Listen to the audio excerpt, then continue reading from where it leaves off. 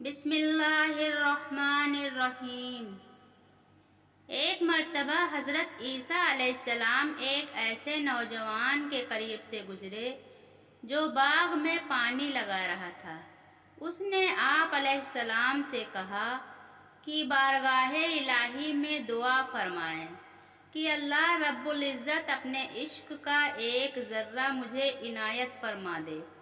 حضرت عیسیٰ علیہ السلام نے فرمایا کہ ایک ذرہ تو بہت ہے، تم اس کو برداشت کرنے کی صلاحیت نہیں رکھتے۔ اس نے کہا کہ صرف نصف ذرہ ہی عطا فرما دیں۔ اس پر حضرت عیسیٰ علیہ السلام نے پروردگار عالم سے دعا مانگی، یا اللہ اسے اپنے عشق کا نصف ذرہ مرحمت فرما دیں۔ یہ دعا مانگنے کے بعد آپ وہاں سے تشریف لے گئے۔ کچھ عرصہ بعد اسی راستہ سے آپ علیہ السلام کا گزر ہوا تو اس نوجوان کے بارے میں دریافت کیا تو لوگوں نے بتایا کہ وہ تو دیوانہ ہو گیا ہے اور پہاڑوں پر چلا گیا ہے۔ حضرت عیسیٰ علیہ السلام نے پروردگار عالم سے دعا مانگی، یا اللہ اس نوجوان سے میرا سامنا کرا دے۔ پھر آپ علیہ السلام نے دیکھا وہ نوجوان پہاڑ کی ایک چوٹی پر کھڑا ہو کر آسمان کی طرف دیکھے جا رہا ہے۔ آپ علیہ السلام نے اسے سلام کیا لیکن اس نے کوئی جواب نہ دیا۔ اب آپ علیہ السلام نے اس سے فرمایا کہ تم مجھے نہیں جانتے، میں عیسیٰ علیہ السلام ہوں۔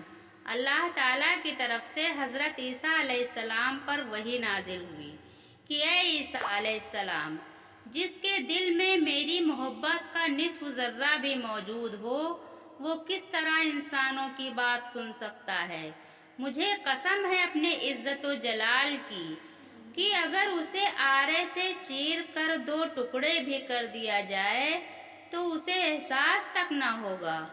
یہ حصہ مکاشف القلوب باب 10 صفحہ نمبر 84 سے لیا گیا ہے۔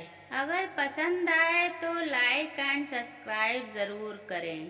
بے شک اللہ کے ذکر سے دل اطمینان پاتے ہیں۔ اللہ کے ذکر میں دلوں کو موڑ دینے کی طاقت ہے۔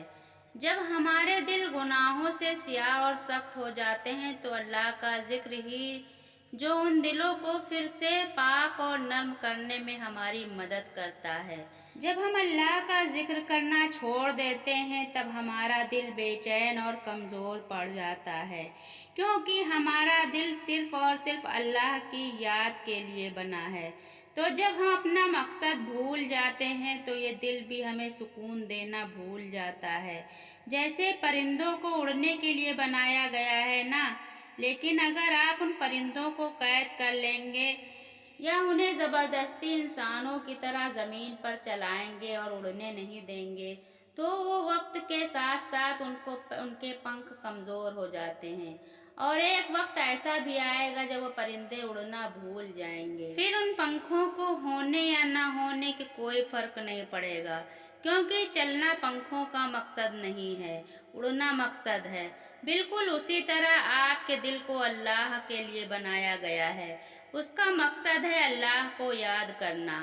تو جب آپ بھی زبردستی اسے اپنی نفس کی خواہشوں میں الجھائیں گے تو اس کا حال بھی ان پرندوں جیسا ہو جائے گا جن کے ہونے یا نہ ہونے سے کوئی فرق نہیں پڑتا۔ آپ قدرت کی مخالف جائیں گے تو آپ کو نتیجہ کبھی بھی اچھا نہیں ملے گا۔ سو آپ اللہ کو یاد کرنا کبھی نہ چھوڑنا، جب بھی وقت ملے تسبیح پڑھتے رہنا۔ کون سی تسبیح؟ رسول اللہ صلی اللہ علیہ وسلم نے فرمایا، اللہ کے نزدیک سب سے زیادہ پسندیدہ 4 کلمات ہیں: سبحان اللہ، الحمدللہ، لا الہ الا اللہ، اللہ اکبر۔ اور آپ ان کے علاوہ بھی قرآن کا جو حصہ چاہتے ہیں جتنا حصہ چاہیں پڑھ سکتے ہیں۔ چینل پر آنے کے لیے بہت بہت شکریہ۔ سبسکرائب کرنا نہ بھولیں۔